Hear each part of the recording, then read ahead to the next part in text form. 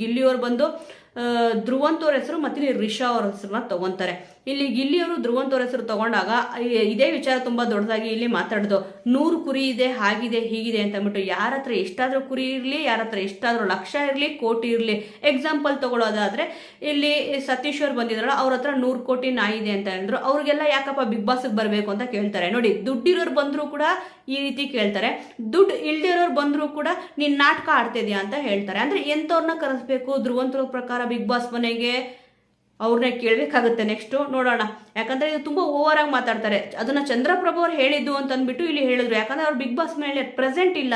ಬೇರೆಯವ್ರ ಹೆಸರು ಹೇಳಿದ್ರೆ ನನ್ನ ಹತ್ರ ಹೇಳಿಲ್ಲ ಅಂತ ಅವ್ರು ನಿಜ ಹೇಳ್ತಾರೆ. ಇವ್ರದೊಂದು ಮುಖವಾಡನ ಕಳಚ್ತಾರೆ ಅಂತ ಅಂದ್ಬಿಟ್ಟು ಅಲ್ಲಿ ಅವರು ಹೇಳಕ್ಕಾಗ್ಲಿಲ್ಲ. ಸದ್ಯದ ಪರಿಸ್ಥಿತಿಲಿ ಇಲ್ಲಿ ಚಂದ್ರಪ್ರಭು ಅವರು ಇರ್ಲಿಲ್ಲ ಅಂತ ಅಂದ್ಬಿಟ್ಟು ಅವ್ರ ಮೇಲೆ ಎತ್ತಾಕಿದ್ರು. ಇಲ್ಲಿ 100 ಕುರಿ ಇದೆ ಅಂತ ಅಂದ್ಬಿಟ್ಟು ಅವರೇ ಹೇಳಿದ್ರು ಅಂತ ಹೇಳಿದ್ರು. ಇಲ್ಲಿ ಗಿಲ್ಲಿಯವ್ರು ಕೂಡ ಏನು ಇಲ್ಲಿ ಬಗ್ಲಿಲ್ಲ. ಯಾಕಂತಂದ್ರೆ ಅವ್ರದ್ದು ಬಗ್ಗೋ ಒಂದು ಜಾಯ್ಮನೆನೇ ಅಲ್ಲ, ಇಂಥವ್ರಿಗೆ ಬಗ್ಲೂಬಾರ್ದು.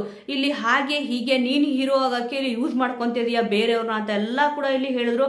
ಅವ್ರೇನೂ ಕೂಡ ಇಲ್ಲಿ ತಲೆ ಕೆಡಿಸ್ಕೊಳ್ಳಿಲ್ಲ. ನೀನ್ ಮಾತಾಡಿದ್ರೆ ಮಾತ್ರ ಅದು ಸರಿ, ನಾನ್ ಮಾತಾಡಿದ್ರೆ ತಪ್ಪ ಅಂತ ಇಲ್ಲಿ ಕೇಳಿದ್ರು. ಇಲ್ಲಿ ಯಾರು ಮಾತಾಡಿದ್ರೆ ತಪ್ಪು, ಯಾರು ಮಾತಾಡಿದ್ರೆ ಸರಿ ಅನ್ನೋದಲ್ಲ. ಬಿಗ್ ಬಾಸ್ ಮನೇಲಿ ಯಾರು ವಿಷ ಕಾರ್ತಾ ಇದಾರೆ ಅಂತ ಅಂದ್ಬಿಟ್ಟು ಇಲ್ಲಿ ಹೇಳಬೇಕಿತ್ತು. ಇಲ್ಲಿ ಧ್ರುವಂತ್ ಅವ್ರು ವಿಷಯ ಕಾರ್ತಾ ಇದ್ದಾರೆ, ಅದನ್ನ ಒಪ್ಕೊಳ್ಳೋಕೆ ಅವರು ರೆಡಿ ಇರ್ಲಿಲ್ಲ. ಒಟ್ನಲ್ಲಿ ಇಲ್ಲಿ ಧ್ರುವಂತ್ ಅವ್ರಿಗೆ ಏನಾಗ್ಬಿಟ್ಟಿದೆ ಅಂತಂದ್ರೆ, ಎಲ್ಲರೂ ಕೂಡ ಅವ್ರನ್ನ ಕರೆದು ಮೆಣಸಿನ್ಕಾಯಿ ತಿನ್ಸಿರೋದು ನೋಡ್ಬಿಟ್ಟು ಅವ್ರು ವಿಷ ಕಾರ್ತಾ ಇದಾರೆ ಅಂತ ಅಂದ್ಬಿಟ್ಟು ಇಲ್ಲಿ ಅನ್ಸಿಲ್ಲ. ಅವ್ರನ್ನ ಇಲ್ಲಿ ಎಲ್ಲರೂ ಕೂಡ ಟಾರ್ಗೆಟ್ ಮಾಡ್ತಾ ಇದಾರಂತೆ. ಅವರು ಸಿಂಗಲ್ ಆಗಿ ಇಲ್ಲಿ ಹೋರಾಡ್ತಾ ಇದಾರೆ. ಹೇಗೆ ನಾನು ಬಿಗ್ ಬಾಸ್ ಮೇಲೆ ಉಳಿಬೇಕು ಅಂತ ನನಗೆ ಗೊತ್ತಿದೆ ಅಂತ ಅಂದ್ಬಿಟ್ಟು ಇಲ್ಲಿ ಹೇಳ್ತಾ ಇದಾರೆ. ಅಂದ್ರೆ ಇವರು ಹೇಳೋ ರೀತಿ ಏನು ಅಂತಂದ್ರೆ, ಫಸ್ಟೇ ನನಗೆ ಅಗ್ರಿಮೆಂಟ್ ಆಗೋಗ್ಬಿಟ್ಟಿದೆ, ನಾನು ಇಷ್ಟು ವಾರಗಳ ಕಾಲ ಇಲ್ಲಿ ಇರ್ತೀನಿ, ನಾನು ಏನೇ ಮಾಡಿದ್ರು ಕೂಡ ನಾನು ಹೊರಗಡೆ ಕಳ್ಸಲ್ಲ ಅನ್ನೋ ಒಂದು ಮನೋಭಾವ ಅವರಲ್ಲಿ ಇದೆ ಅಂತ ಕಾಣಿಸುತ್ತೆ. ಯಾಕಂದ್ರೆ ಈಗ ರಿಷಾ ಅವ್ರು ಮ್ಯಾನ್ ಹ್ಯಾಂಡ್ಲಿಂಗ್ ಮಾಡಿದ್ರು ಕೂಡ ಮನೆಯಲ್ಲೇ ಇದಾರಲ್ಲ, ಒಂದು ಶಿಕ್ಷೆ ಸಿಕ್ತು ಅಷ್ಟೇ. ನೆಕ್ಸ್ಟ್ ನಾನು ಏನೇ ಮಾತಾಡೋದ್ರಲ್ಲಿ ನಡೆಯುತ್ತೆ ಅನ್ನೋ ರೀತಿಯಲ್ಲಿ ಇಲ್ಲಿ ಧ್ರುವಂತ್ ಅವರು ಅವ್ರನ್ನ ಅವರು ಹೀರೋ ಅನ್ಕೊಂಡಿದ್ದಾರೆ.